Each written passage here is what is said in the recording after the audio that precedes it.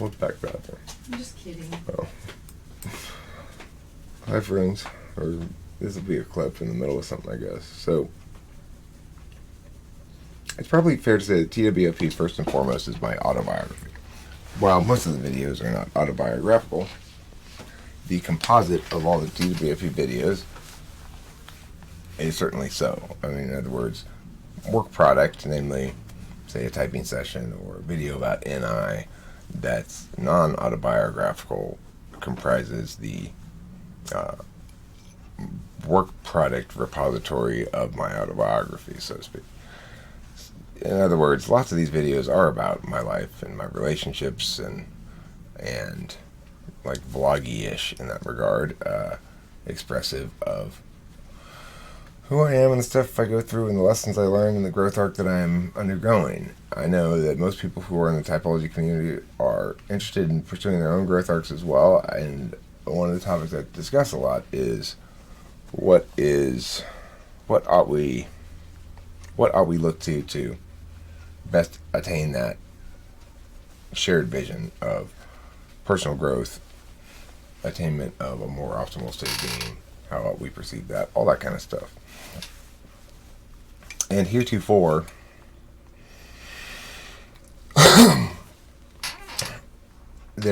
I've gone through a lot of different stretches of the channel where new people come in and take a big role for a little while, segue out, yada yada yada. Most recently it's been Becky, and Becky's had a huge role not only in the channel but in my life. She's been my therapist, and the therapist to Kimberly and me, and she's done a great deal of good work with us. I think Kimberly and I are stronger and more destined to succeed now than ever. I find that a lot of our communication problems have rather abruptly become manageable. They haven't disappeared, you know. We got in a little spat last night, but they become manageable. And I think Kimmy's starting to just sort of, I think we both are just starting to genuinely work as teammates. You know, it's like I can yell at her to be a teammate. In that instance, I'm not being a good teammate. You know, there's better ways for me to communicate with her, and that's it. And I can't make excuses like, well, I tried that before and it didn't work, and you're not being cooperative. I need to do what I can to actually enable common ground, not merely demand it. So, a lot of these big changes in how Kimberly and I interact with each other are attributable to our interactions with Becky. I see our growth in the relationship as going through a few stages. The first stage being me being heard. Like, finally having somebody hear my side of it and take it seriously and recognize that there was plenty of validity to what I was saying. The second stage being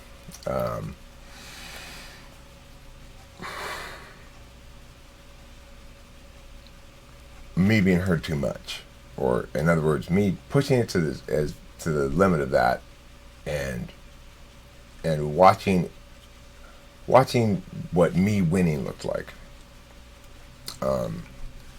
which was a moment where I realized Kimberly's feeling a lot of pressure, that she's feeling policed, that she's feeling like she has to be perfect, and she's trying to do that, and it's driving her a little bit crazy.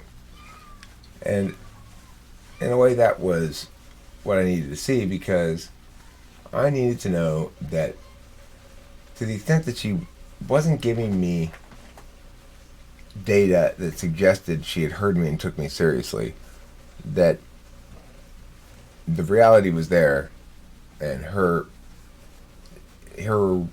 refusal or whatever to communicate that data to me directly was itself a separate thing that didn't indicate that she wasn't willing and trying to make things better. So that was a big moment for me, and so that was kind of, the second stage in general was, if we're gonna, I mean, this isn't linear according to time. The second stage is me being hurt too much. Third stage is me learning to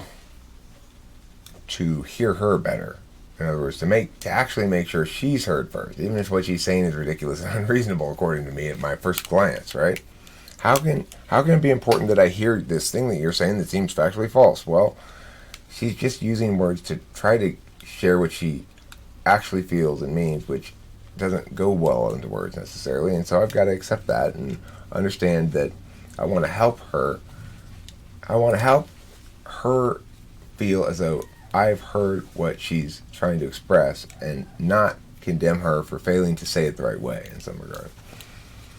And then there was a last element, though, that was critical. Those other three elements, they all stemmed somewhat and had to do somewhat with the extremely helpful participation of Becky in conversations between me and Kimberly, and some of her advice, thoughts, insights. They were hugely significant. And then there's this last bit, which is I didn't value highly enough who Kimberly was, because of how she acted, or how she behaved, or how she spoke, or something. And it's what happens as a consequence of polar FI. It's like a failure to recognize was really important. Since I can't really grasp that directly, that FI stuff, I use these half-ass symbols of it, symbols of competency. In other words, symbols of value, basically, instead of value itself. It would be, I do the equivalent of the following thing. I look for the person with the most credentials and hire that person rather than actually looking for the person with the most skills and value. So I scoff and laugh and shame people who do that in the external world, in the physical hiring world, but I do exactly that in my own relationship, which is I keep insisting to Kimberly that you give me symbols of her value, so that I can believe the high valuation I continue to give her. But I am missing the forest for the trees, and one thing that helped me to realize that is what happened this week with Becky. So all of this is a precursor to a conversation about how to talk about what happened this week with Becky, which is a precursor to actually talking about what happened this week with Becky. In other words, first I'm establishing that it's appropriate for me to talk about what happened this week with Becky because it's absolutely consistent with everything this channel is and has been. Namely, it's an autobiographical, community, interactive, self-growth, and myself actualizing externally YouTube channel. So this is obviously, as you can tell from the amount of disclaimer and preface here, this is going to be a thorny or difficult or controversial or something. For sure. Topic to discuss, and I don't want to do it the disservice of taking it too lightly, nor do I want to do it any disservice of making any mistakes regarding my own ethical responsibilities and my own and ethical additions that I take on myself that are not responsibilities. So I might have some positive indications that aren't really obligations, but that I believe I have to follow anyway. I'm going to end this video with a little story about last night and about what it means to be careful as an ENTP. We went fishing at the Santa Fe Dam last night. Kimberly, Abraham, Susie, Spacey, and me. And we had to have fishing licenses to do it. We knew this, but we didn't have fishing licenses. We also had to pay $10 each to get in, plus $10 per car. So, as far as I was concerned, fuck the fishing licenses. I've never been asked for a fishing license before in all of my life in California, fishing all over the place. However, I also knew going in that if any place this was likely to happen, it would be at this event, which was like a community thing for the region where people bring their tents and their kids and they all camp there. And it's just like camping in a big park, basically. But it's got a lake, which is the Santa Fe Dams Lake. And there's a lot of fish in there. And people were catching fish. We didn't catch anything. Anyway, we got asked eventually, after we'd been there for a long time, some guy came around to check fishing licenses. And we didn't have ours. And here's how I played it. He came up and asked for fishing licenses. And I said, oh, I had heard you don't have to display those anymore. Which is true. They changed the rule. It used to be you'd have to have it in a plastic thing hanging on you on display. And they changed the rule such that now you have to just have it in your tackle box or something. But you have to have it with you. And I knew this.